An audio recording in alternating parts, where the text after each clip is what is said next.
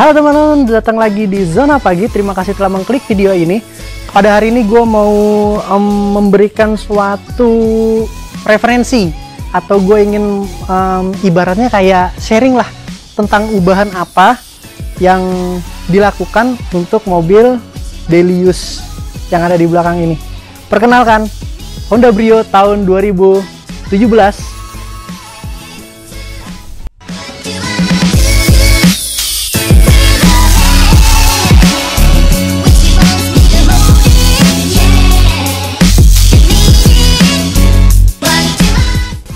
Siapa yang nggak kenal Honda Brio? Tahun pembuatannya pertama, ini mobil diproduksi di India dan Thailand. Makanya waktu saat masuk pertama ke Indonesia, itu masih CBU. Namun di tahun 2012, dia sudah datang dengan CKD. Model awalnya seperti ini. Kemudian sekarang telah menjadi facelift seperti ini.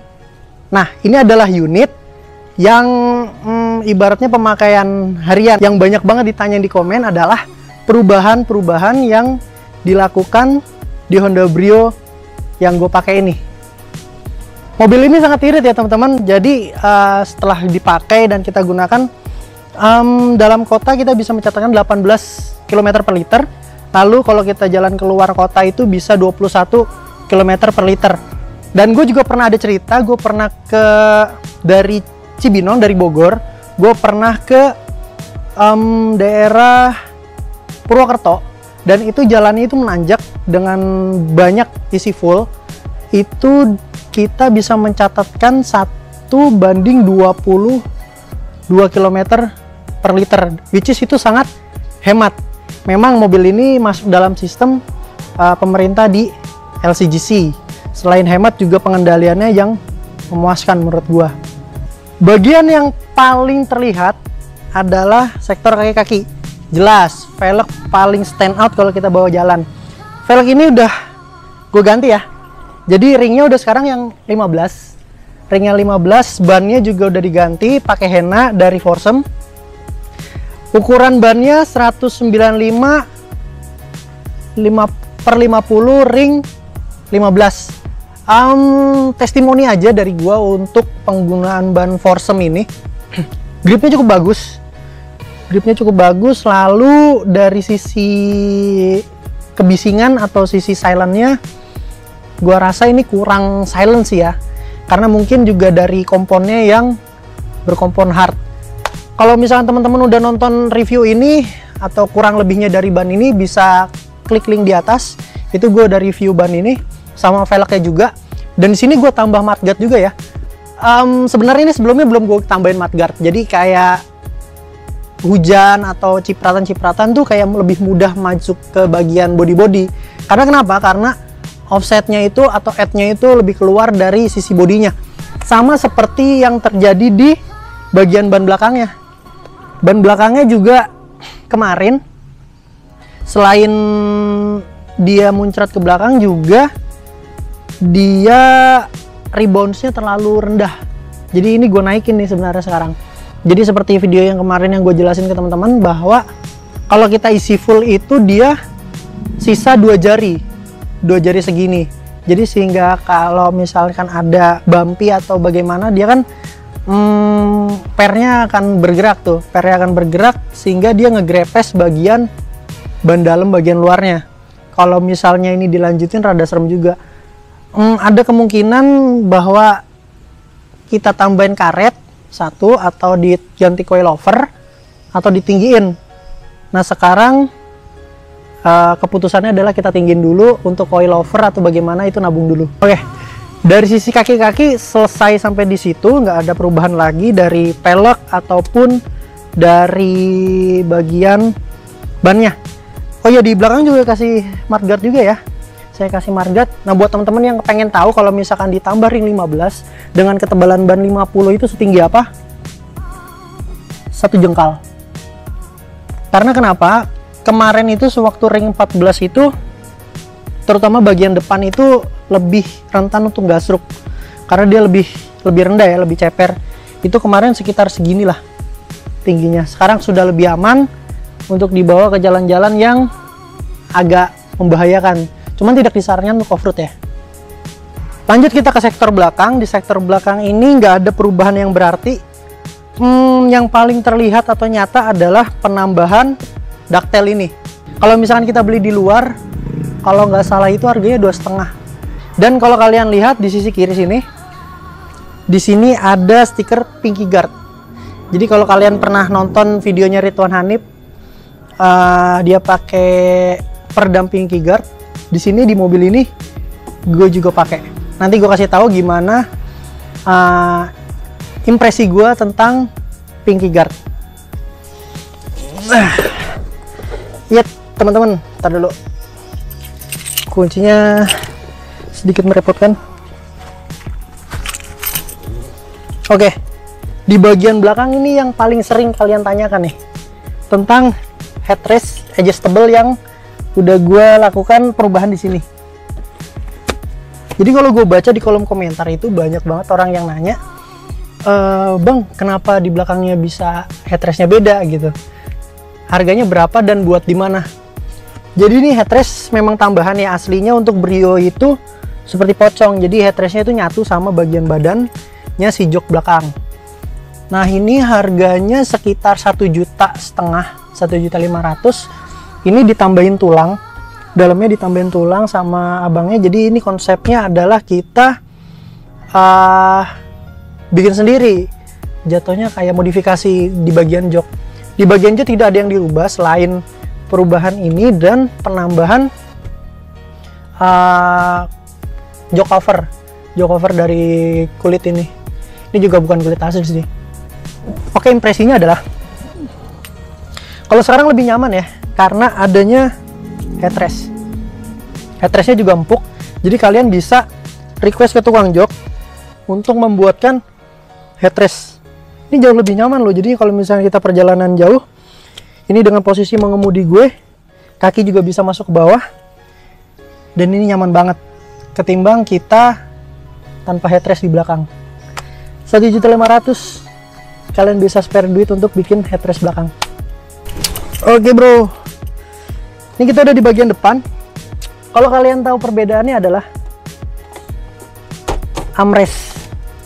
Ya, jadi ini gue pasang armrest yang universal. Harganya itu 600.000 waktu itu gue beli. Kalian bisa cari juga di online shop kesayangan kalian. Jadi fungsinya banyak sih. Yang di belakang udah diberikan kenyamanan. Sekarang bagian yang nyetir. Kalau kita nyetir, posisi nyetir, ini enak banget teman-teman. Jadi tangan bisa relax, fokus tetap ke depan, dan seperti yang kita tahu, posisi mengendara dari Brio itu enak banget. Jadi meskipun ini masih pakai jok pocong, kalau kata orang, ini juga udah ditambahin bantal. Jadi kalau menurut gua sih, posisi berkendaranya ini sangat enak sih. Kepala bisa nyender ke belakang, tangan di sini, kita bisa nyetir pakai tangan kanan doang, atau sebaliknya. Karena ini otomatis, ini bisa kita taruh sini, nyetir di sini, badan selonjoran. Nah, nyetir begini. Ini enak banget.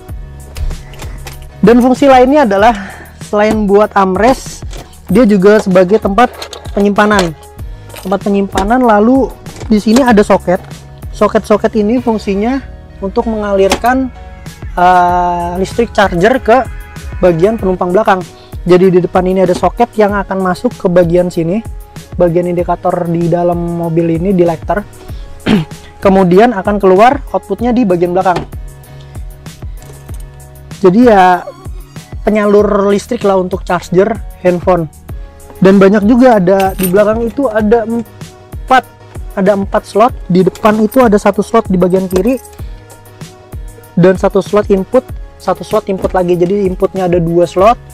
Kemudian di bagian kiri untuk charger ada 1, bagian belakang ada 4.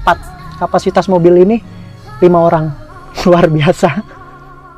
Oke bro, untuk setelan dari armrest ini juga fleksibel banget.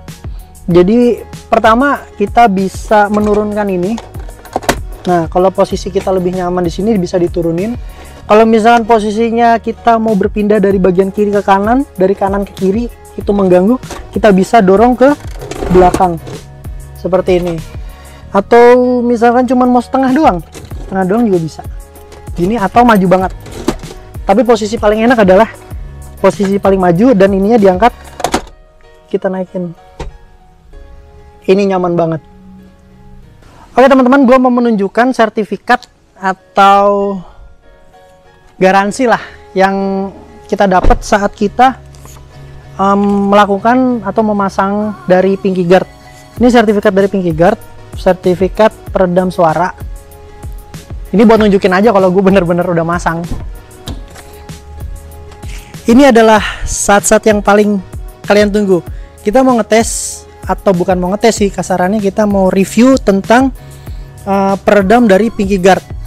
Jadi jujur aja Pinky Guard ini gue tahu dari vlognya Ridwan Hanif. Jadi dia memasang Pinky Guard itu di Honda Hyundai Getz-nya. Jadi setelah itu gue iseng pengen nyoba. Seperti yang kalian dengar, kita akan ketok-ketok dulu. Ini adalah suara yang dihasilkan langsung tanpa adanya peredam.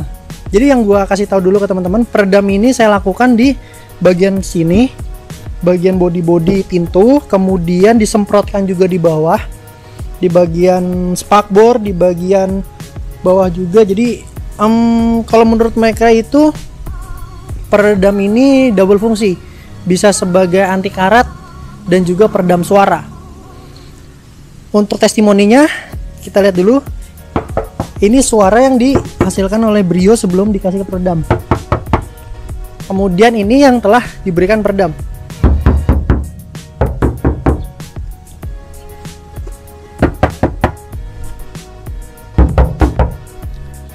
Gimana perbedaannya? Jujur gue rasain di bagian kekedapan kabinnya lumayan bagus. Untuk bagian sisi kanan kiri yang sudah diberikan peredam itu bagus, tetapi yang bagian road noise itu berkurangnya nggak cukup signifikan sih kalau menurut gua. Terus dari sisi kita tutup juga sekarang lebih bagus.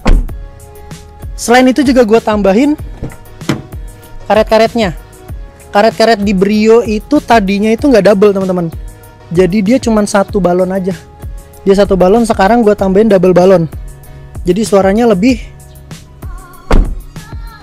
berisi. Selain itu,